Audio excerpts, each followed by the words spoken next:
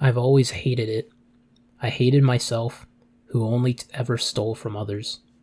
I was finally able to leave something.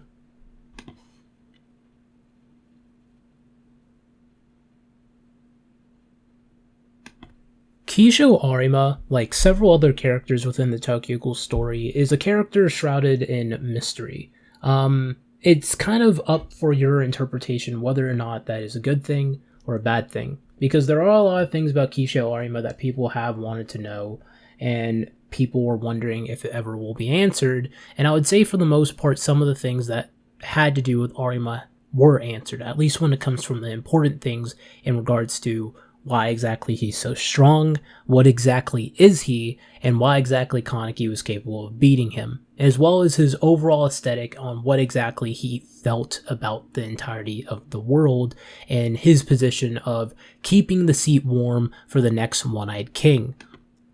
Now, obviously, if you did not see the disclaimer I put on the beginning part of this video will contain spoilers for the events that happen within the Tokyo Ghoul manga, as well as up to episode 2 of the Tokyo Ghoul re-anime, as well as some information that does happen later on that we find out about Kishou Arima and his relationships with other people such as V and Kaito, as well as Kaneki and Eto. So if you guys do not want to be spoiled for those important details and I guess overall subtle things that were stated about his character, I strongly suggest you not watch this video. So anyways, let's continue on with the rest of this analysis.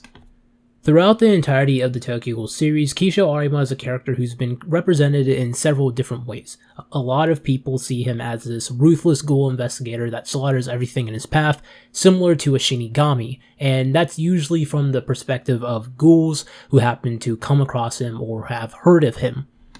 Now, this isn't that much different in the eyes of members of the CCG, at least who aren't tied to V or the Washu clan. You have where, for the most part, they kind of look at Arima as this very strong ghoul investigator that they look up to and want to someday surpass or be just like him. And for the most part, I would say that nobody in the series actually has showcased themselves to surpass Arima in terms of just being an overall investigator who happens to be a full-fledged human or even a half-human in that regard. Now, some people could argue Kaneki, but Kaneki, if we're being real, isn't really a swordsman. Like, there are cases where he has been represented to be, but characters who actually strive to surpass Arima, no one's really done it. Furuta and Kaneki don't really look at Arima in that type of light. They look at him in very different ways. Actually, we don't even know how Furuta looks at Arima, to be entirely honest, but Kaneki just kind of looks at Arima as a father figure, not necessarily someone that he wants to someday be stronger than. It's just more like on the lines of, this is a person that I have a very strong emotional connection to,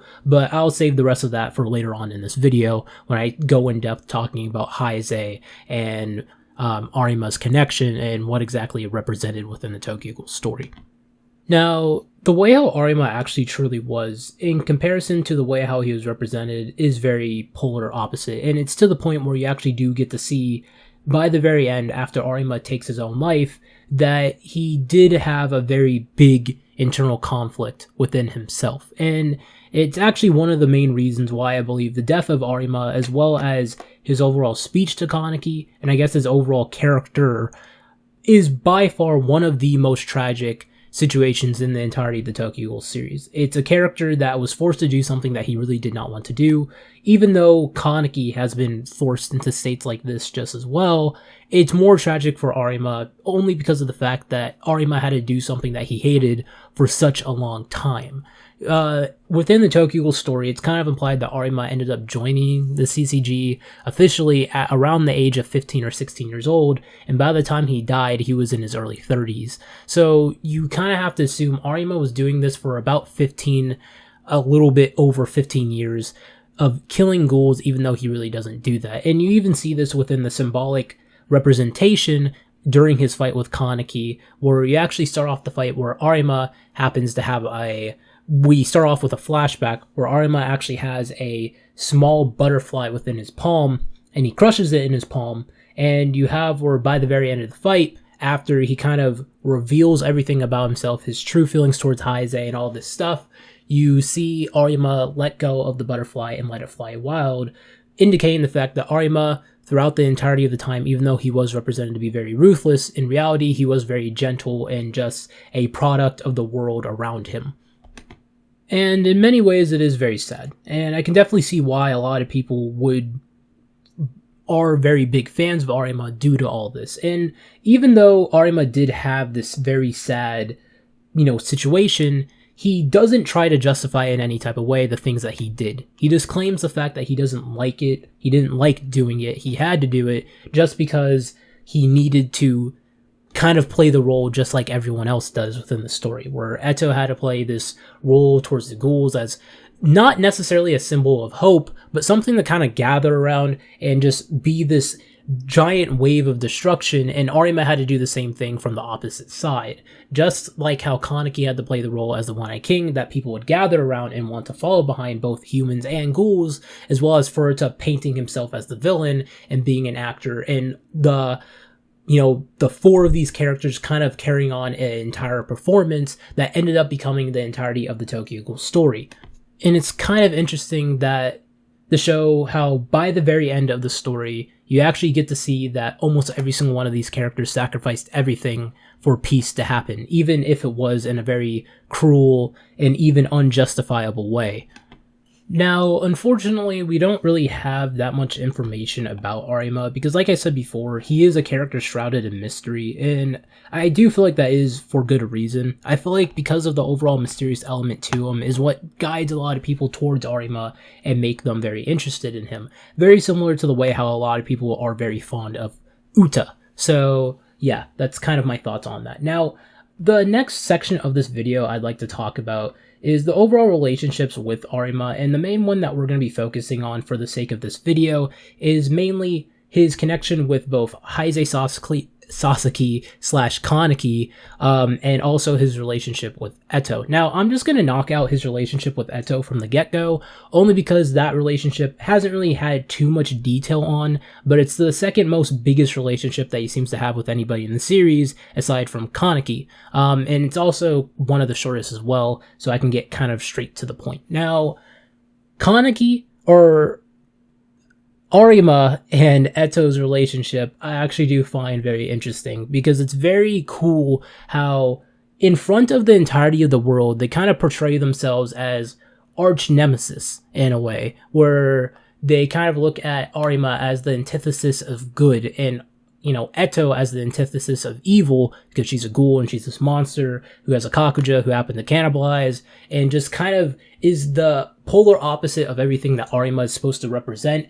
And by the very end, we actually find out that the two of them were actually working together in order to give birth to a new life, being Kaneki, not from a literal standpoint, more from a metaphorical standpoint. So that's pretty interesting. Now, we don't really know the full-on details of what exactly happened, but we do know at some point in time, Arima and Eto ended up confronting one another and fighting, and Arima seemingly won, I'm assuming with not that much difficulty, just due to the fact that Eto looked pretty injured at the end of the fight, at least scruffed up a bit, and Arima looked unscathed, so I'm just going to assume that Arima probably whooped her relatively easily. And you also have when Arima kind of asks Eto, why exactly is she doing everything.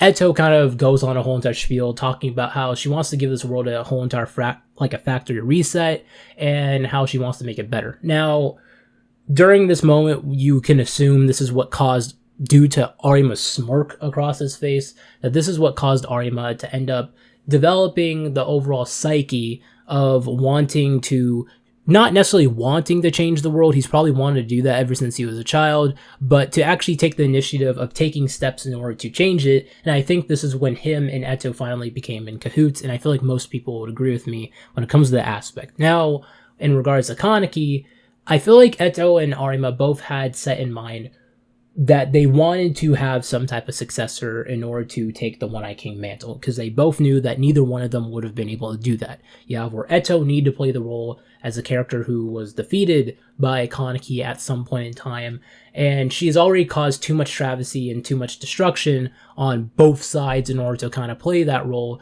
as well as Arima, who has caused a lot of destruction in the Ghoul world where nobody would want to follow him, especially if he has the entirety of V and CCG on his side. Now, I feel like that both Arima and Eto probably did meet at some point in time and were probably thinking about Kaneki, eye patch. They probably had their eye on him on quite a while, and I'm pretty sure by the time when Kaneki and Eto first met, when he saw her as Takasuki Sen at the notebook, or at the shop, when he got his book signed, when he was with Hinami, I feel like at that point in time, Eto probably already had set that she wanted him to be the one in order to become the next One-Eyed King. That's what I personally believe. Even though that seems really, really early on, and some people might disagree with me in that respect, it's pretty obvious that Eto had some type of eye on him and was intrigued by him to some degree, especially if you look at her overall meetings with Hinami that is shown in both the manga as well as the Tokyo Ghoul Route A anime. So, yeah. Now, in regards to Arima, when exactly he was the one who kind of decided, it's obvious it was before him meeting Kaneki in the sewer area of, during the Onteku raid, but I feel like him standing there and, dealing with all those people and waiting for Kaneki was simply him, testing Kaneki himself in combat to see whether or not he's actually worth it, and obviously Kaneki was able to, since he was the first Ghoul who actually managed to break or crack Ixia. So, yeah, now, obviously we get to see when Kaneki becomes 240, as well as him going through the whole entire reset process where you have where Arima was kind of verbally abusive towards Heise, saying things like, oh, I killed your entire family, I killed all your friends, all of them, they're gone, like, it's not worth it, just stop. There's no point. You have no one else to save at this point. And it got to the point where Kaneki obviously broke down from a psychological standpoint, probably due to the brain damage that Arima managed to put on him physically, as well as the mental damage that Arima put on him from a verbal standpoint. It kind of put 240 in this sense in a blank slate where he was able to be reset and eventually become Heise Sasaki, which was the name given to him by Arima, meaning coffee of the world. Now, the way how their relationship kind of, I guess, escalated and continued on throughout the course of the story, I thought was very nice. You get to see where Heise looks at, Akira as his mother, as well as Arima as his father figure. It's just very nice in that regard. And it's even really cool to see that by the time Kaneki ends up becoming known as the Black Reaper, he's sort of taking the same epitaph as his quote-unquote father figure, being Arima. And in some ways, it's even him honoring him to some degree, even though he will end up facing him not too long after.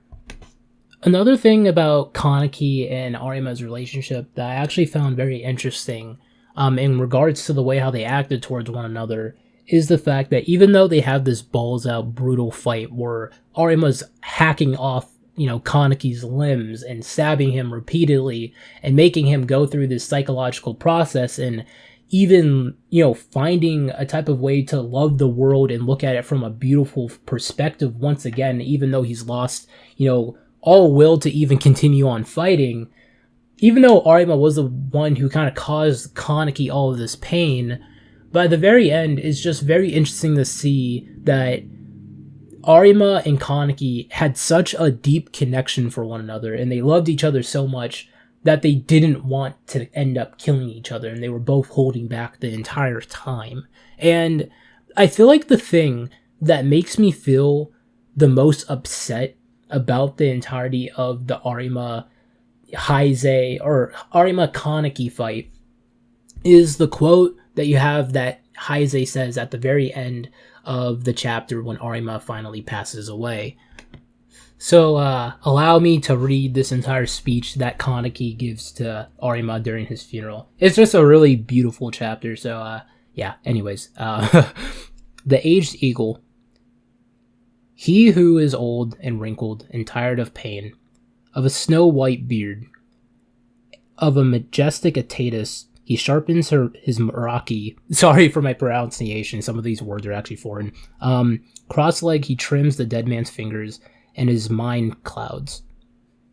Thou who art laid out on the ground, all is good, and I pray now. Grow and old I lament. I am white, already gleaming, to the man that killed me, the man who named me. I fade ever so soon. The man who gave me hope, Arima. You were my teacher, and you were my father, and I was so happy. It's just like a really sad scene because you have her. Obviously, like, the symbolism here is very obvious. The aged eagle is referring to the fact that Arima is aging very quickly. He calls him old and wrinkled, once again, just referring to the fact that he was aging very quickly. He was pained and tired, is referring back to the fact that that Arima didn't like killing, and he was tired of doing it, and thus he ended up taking his own life once he found a successor. The snow white beard is referring to Arima's actual hair on his head, where it turned white. And you also have where, he's talking about Artha, who laid on the ground, referring to Arima, who's finally died and is laying there right before him. And then you have where, like, the man who named me obviously gave him the name Heisei Sasuke, Coffee of the World. I fade ever so soon. Heisei is fading away. And then Heisei / the original version of Kaneki has faded away. And then the man who gave him hope. To the man that killed me, which obviously was... The man who named me, I fade ever so soon, is referring to Heisei Sasuke fading away during the events of the Eto fight. And then the man who killed me is referring to black-haired Kaneki, who is suicidal and wanted to die in style. And then he says the man who gave me hope is referring to the current version of Kaneki, who has gotten hope once again, referring back to Hide, and the person who actually ended up putting him in the situation is actually Arima, from constantly, nearly killing Kaneki over and over and over again. And then he talks about Arima. He says that he was his teacher, which he was, and you were my father. He was his father figure, and he was really happy. And it's just really sad to see that with Arima's death, the temporary happiness that Kaneki had as Heisei Sasuke, as a Ghoul investigator, has completely faded away. And you have where he's kind of put into this state of where he's unsure what exactly he wants to do. And it's not until his encounter with Eto, which isn't that much longer after this, that kind of allows him to full on set and decide he is going to become the One-Eyed King. And now he knows to carry on both Arima and Eto's wills and move on and do what he needs to do. And I kind of feel like that Kaneki isn't really happy up until the point later on when he actually encounters with Toka, and they have that whole scene where they consummate their love for one another. I really feel like that Kaneki isn't really happy again until that scene. And it's just very nice to know that, or it's very sad to know that for a period of time, Kaneki is just kind of thrown into the state where he's sort of lost. And it's all just due to someone like Arima, who was just this very big, impactful figure in his life, even if we didn't get to see it on screen for very long. So yeah, that's kind of all I have for this video. I hope you guys enjoyed. The reading might have been kind of cringy, but this was a video I've been kind of reluctant to make because I wasn't really sure how it would turn out, but I'm actually pretty happy with it now. And especially with what happened in the most recent episode of TG, I think it was definitely well-deserved coming. So anyways, thank you for watching. Remember to comment, rate, subscribe as always, guys. Love you all. Jalen Hawk, signing out. See you guys.